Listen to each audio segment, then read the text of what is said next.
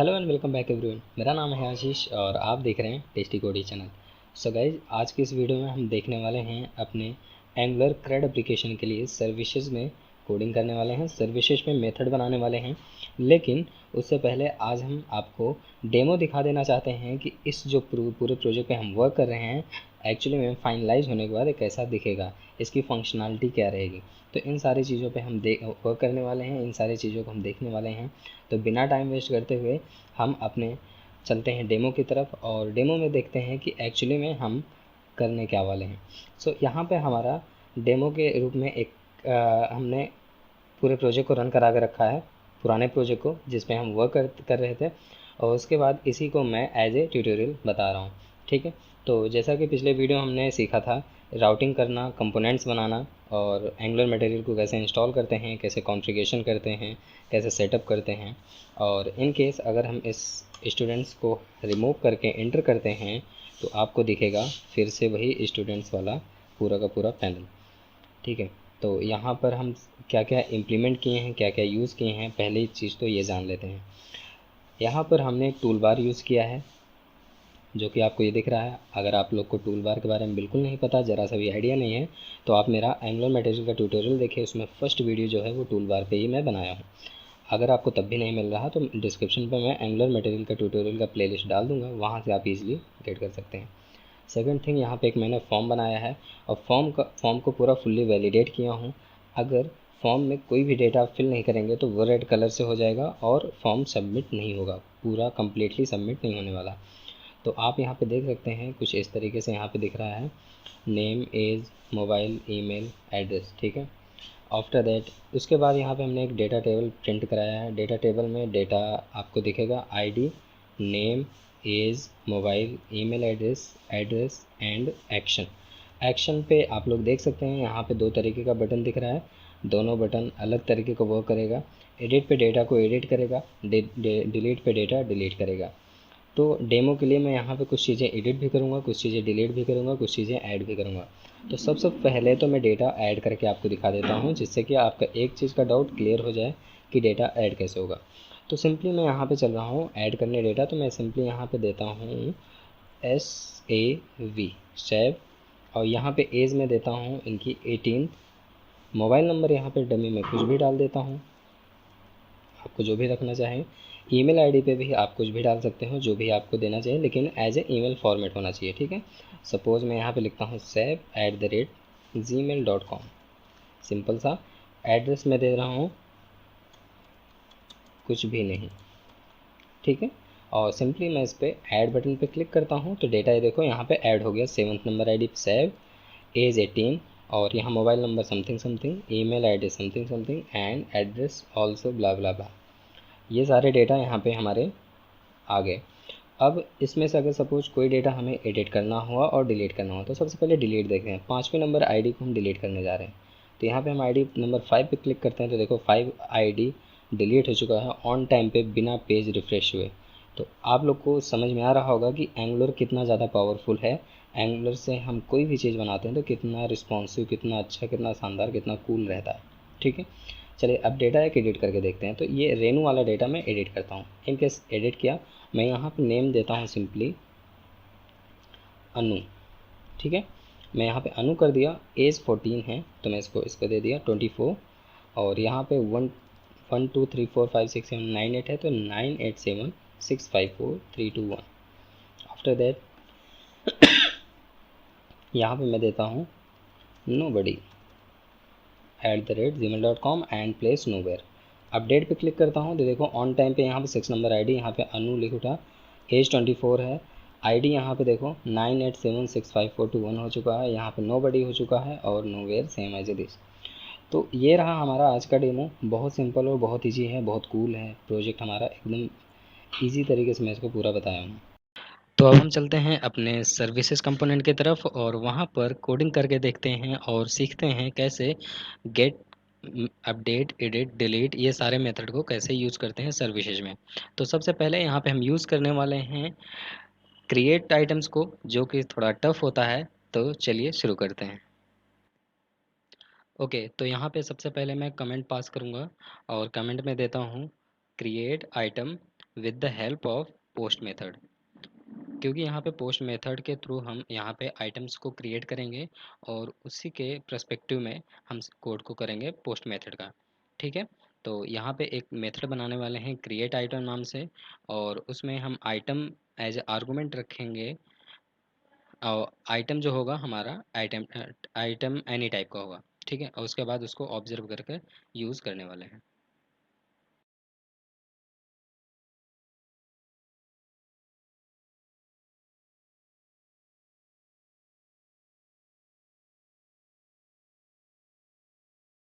तो आप इसको डिफाइन करना पड़ेगा, अगर आप डिफाइन नहीं करते तो यहाँ पे एरर जनरेट करेगा। आफ्टर दैट इसको मैं ऑब्जर्वेबल कर लेता हूँ। ऑब्जर्वेबल में मुझे अपना डेटा टाइप डिफाइन करना पड़ता है, और डेटा टाइप कहाँ मिलेगा, हमने मॉडल में बनाया है। मॉडल कहाँ है, ये रहा हमने मॉडल। मॉडल में स्टूडेंट डॉट टी एस बनाया है, तो स्टूडेंट नाम का हमारा मॉडल है, एक क्लास है, और इस क्लास को हमें यहाँ पर रिप्रेजेंट करना पड़ता है। तो मैं इस क्लास को यहाँ पर रिप्रेजेंट करूँगा, और उसके बाद मैं करली ब्रैकेट ओपन एंड क्लोज करूँगा, और यहाँ पे हम डेटा रिटर्न करेंगे। तो यहाँ पे हम डेटा रिटर्न करने वाले हैं this dot underscore H T T P dot post. हमें पोस्ट मेथड के थ्रू डेटा चाहिए, और यहाँ पे सेम एज दिस मुझे क्या करना है, डेटा टाइप बताना है। और पैरेंथेसिस के अंदर अब यहाँ पे हमें 3 पैरामीटर पास करना पड़ेगा। पहला यूआरएल, जिस ये जो भी एपीआई हम फायर करेंगे, तो हमारे एपीआई नेम है बेस यूआरएल। उसके बाद आपको यहाँ कॉमा करना है। उसके बाद आप डेटा किस फॉर्मेट में चाहते हैं, तो मैं जेसन डॉट स्ट्रिंगिफाई में चाहता हूँ। 1 सेकेंड, या क्यों नहीं रहा, स्ट्रिंगिफाई, आई थिंक कुछ एरर है। स्ट्रिंगी, ओके, स्ट्रिंगिफाई, और यहाँ पर हम पास करेंगे। ओके, जेसन की स्पेलिंग गलत है, नौ सही है। अब इसको मैं स्ट्रिंगिफाई यहाँ पे, और ये हम अपने आइटम्स को मुझे स्ट्रिंगिफाई करना है। नौ यहाँ पे एक पैरामीटर और पास होगा, वो रहेगा this dot H T T P option. यहाँ ये 3 पैरामीटर पास होता है। उसके बाद आपको पाइप करना है डेटा को। पाइप आप लोग पढ़े होंगे एंगलर में, अगर नहीं जानते तो आप हमें कमेंट बताएं, हम इसको भी ब्रीफ में एक्सप्लेनेशन कर देंगे। फिलहाल थोड़ा सा मैं बता दूंगा। पाइप क्या होता है, हमारे डेटा को बाइंड करता है एक तरीके से। डेटा जब ऑब्जर्व करता है फिर मैप करता है, मैपिंग के थ्रू डेटा पाइप करके हमें रिटर्न कराता है। ठीक है, एंड आफ्टर दैट पाइप के अंदर मैं यूज़ करूँगा रिट्राइव। रिट्राइव में एज ए मैं 2 पैरामीटर पास करूँगा, एंड नाउ कैच एरर के थ्रू हम this dot error handler call कर लेंगे, handle error, that's fine. Okay, actually ये थोड़ा सा हमारा कुछ ज़्यादा ही बड़ा हो जा रहा है लाइन, तो मैं इसको 2 लाइन में कर लेता हूँ। तो ये हमारा रहा क्रिएट पोस्ट। हमने क्या किया, सिंपल सा एक मेथड बनाया। मेथड के अंदर मुझे जिस नाम से डेटा चाहिए उस नाम से डेटा में रखा, उसको मैं टाइप डिफाइन किया कि एनी टाइप का होना चाहिए, क्योंकि हमारा आइटम में किसी भी तरीके का डेटा आ सकता है। स्ट्रिंग भी आ सकता है, बुलियन भी आ सकता है, इंटीजर भी आ सकता है, नंबर भी आ सकता है। वेल, इंटीजर नहीं होता, यहाँ पे नंबर होता है। तो इस तरीके से डेटा यहाँ पे आ सकते हैं। तो यहाँ पे हमने इसको डिफाइन किया एनी टाइप का। उसके बाद डेटा को ऑब्जर्व कर रहा हूँ। कौन से डेटा को ऑब्जर्व कर रहा हूँ, स्टूडेंट के अंदर जो भी डेटा हो उसको मैं ऑब्जर्वेबल कर रहा हूँ। आफ्टर दैट यहाँ पे मैं रिटर्न कर रहा हूँ। रिटर्न मैं पोस्ट मेथड के थ्रू करूँगा, और जो भी स्टूडेंट में डेटा होगा उस पूरे डेटा को यहाँ पे मैंने एपीआई फायर किया। उसके बाद उस पूरे डेटा को, जो भी डेटा हमारा एपीआई फायर करने का मिलेगा, उसको मैं स्ट्रिंगिफाई कर रहा हूँ, और यहाँ पर एचटीटीपी ऑप्शन के थ्रू मैं इसको वॉच कर रहा हूँ। ठीक है, आफ्टर दैट इसको मैं पाइप के थ्रू यहाँ पे कैच एरर कर ले रहा हूँ। अगर इनकेस कोई एरर होता है तो कैच एरर हो जाए, अदरवाइज हमारा डेटा को रिट्राइव कर दें। इसी तरीके से मैं यहाँ पे और भी मेथड लिखवाऊंगी, जैसे गेट ऑल डेटा, या get student data list, get student data, get all student data. Perfect. अब यहाँ पे आप जो भी देना चाहो तो यहाँ पे आप दे सकते हो, मेथड का नेम जो भी आप डिफाइन कर। और हाँ, यहाँ एक चीज़ मैं आपको बता दूँ, जब भी डेटा आप क्रिएट करते हो तब आपको थोड़ा सा प्रॉब्लम होता है, थोड़ा कॉम्प्लिकेटेड लिखना पड़ता है। लेकिन जब आप नॉर्मल कोई मेथड बनाते हो तो उस केस में आपको बहुत ज़्यादा परेशान होने की ज़रूरत नहीं है। यहाँ पर देखो, मैं सिंपली करूँगा, इसको डायरेक्ट ऑब्जर्वेबल करूँगा, और ऑब्जर्वेबल में सेम जैसे मैं किया बार बार वैसे ही करूँगा, लेकिन इसमें बहुत ज़्यादा परेशान होने की ज़रूरत नहीं है। सिंपली यहाँ पे रिटर्न करूँगा this dot underscore HTTP dot मुझे गेट करना है, गेट मेथड के थ्रू ऑल डेटा गेट करना है, तो ऑल डेटा यहाँ पे करूँगा और सिंपली यहाँ पे API फायर कर दूँगा दिस डॉट बेस URL, और बस यहाँ पे डायरेक्टली पाइप यूज़ करके आपको एरर कैच करना रहेगा और कुछ भी नहीं करना है यहाँ पे। ठीक है, ये बहुत सिंपल और बहुत इजी होता है अगर आप लोग समझना चाहेंगे तो। अदरवाइज कोई भी चीज़ होती है टफ तो होती है, तो यहाँ पे आपको sorry catch error this dot handle error. ठीक है, ओके फाइन, ये हमने गेट ऑल डेटा कर लिया। इसी तरीके से आप गेट पर्टिकुलर आईडी के थ्रू डेटा गेट कर सकते हैं। तो आप यहाँ पे दे सकते हैं आईडी, पर्टिकुलर आईडी पे डेटा गेट करेंगे तो आपको एक एक्स्ट्रा चीज़ चाहिए होती है, आपको आईडी को कॉन्कनेक्ट करना पड़ता है with the help of forward slash. अभी मैं आपको बताता हूँ get data, get student data by ID. ID के थ्रू आप जब डेटा गेट करते हैं तो मैंने आपको बताया कि आप फॉरवर्ड स्लैश के साथ आपको आईडी कॉन्कनेक्ट करना पड़ेगा, तब आपका वो पर्टिकुलर डेटा हमें रिट्राइव करता है। तो चलिए इसका भी मेथड मैं लिख देता हूँ। सिंपली मैं देता हूँ गेट आइटम, पर्टिकुलर आइटम को गेट करना है मुझे। अब यहाँ पे मुझे आईडी के थ्रू डेटा लेना है, तो आईडी एज ए मुझे बताना पड़ेगा और आईडी का टाइप भी बताना पड़ेगा, तो मैं बता दिया स्ट्रिंग टाइप का। और सेम एज इट इज़ फिर से यहीं पे आप वैसे ही कर दे सकते हैं जैसे अभी तक आपने किया है। तो सिंपली यहाँ पे मैं फिर से पेस्ट करता हूँ और इसको से रिटर्न कराता हूँ। मतलब सेम एज इट इज़, बहुत वेरी ईजी है और आप लोग भी ये चीज़ एकदम इजी तरीके से अंडरस्टैंड कर सकते हैं। ठीक है, अगर कोई भी प्रॉब्लम हो रही है तो आप हमें कमेंट में ज़रूर लिखें, मैं आपको पूरा हेल्प करने की कोशिश करूँगा।